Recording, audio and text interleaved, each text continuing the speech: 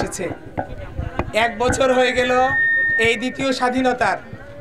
এই আমাদের তথাকথিত সরকার বিচারের বিষয়ে কিছুই করতে পারেন নাই।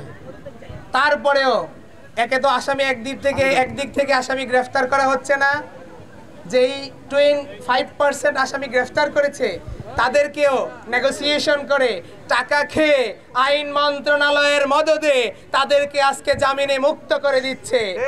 সেই রয়ের এজেন্ডা বাস্তবায়ন যে করতেছে রয়ের এজেন্ট যে আসিফ নজরুল স্যার, আমরা তার পদত্যাগের জন্য আজকে সারাদিন আন্দোলন করেছি। এখন আমাদের আলটিমেটাম হচ্ছে যে আসামিকে জামিন দিয়েছে, সুস্পষ্ট ছবি এবং ভিডিও ফুটেজ থাকা সত্ত্বেও সেই আসামির জামিন ক্যান্সেল করে তাকে আগামী 24 ঘন্টার মধ্যে গ্রেফতার করতে হবে।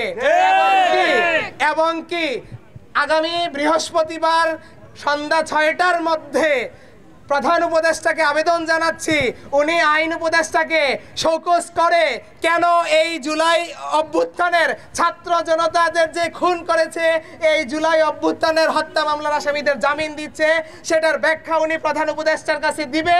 প্রধান উপদেষ্টা শোকজ করে তারপর উনি জাতিকে জানাবে।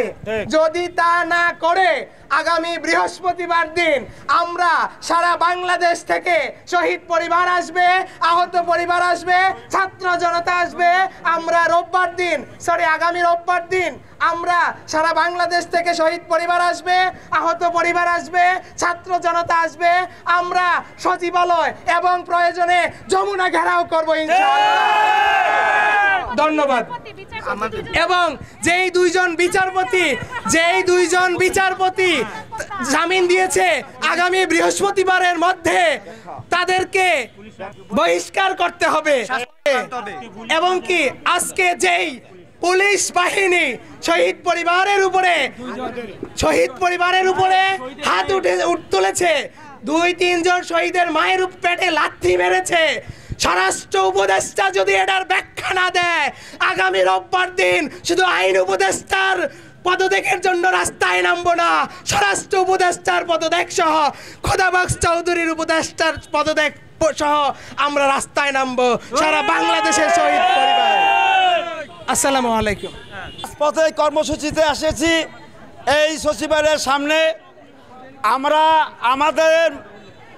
আমরা চাই না আমাদের মাধ্যমে কারো কোনো কষ্ট হোক, তাই আমি আপনার মাধ্যমে দেশবাসীর কাছে এবং যারা বড় বড় রাষ্ট্রের পথে এসির চেয়ারের মধ্যে বসে রয়েছেন, এসির গাড়িতে চলতেছেন, আপনারা কোনো নির্বাচিত সরকার না, আমাদের সন্তানদের রক্তের বিনিময়ে আপনারা এই সচিবালয়ে আপনি বসে আছেন।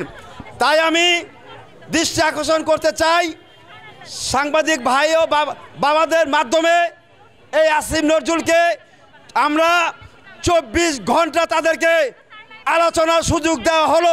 আপনাদের মাধ্যমে আমরা কি চেয়েছিলাম, আমরা কোনো সচিবালয়ে কোনো সচিব হইতে চাই নাই, কোনো মন্ত্রী হতে চাই নাই, কোনো রাষ্ট্রের কোনো আমরা কথা চাই নাই। আমরা চেয়েছিলাম শহীদের সম্মাননা, শহীদের মর্যাদা, শহীদের তালিকা, আমরা এটা চেয়েছিলাম। আমরা সনদ এবং জুলাই ঘোষণাপত্র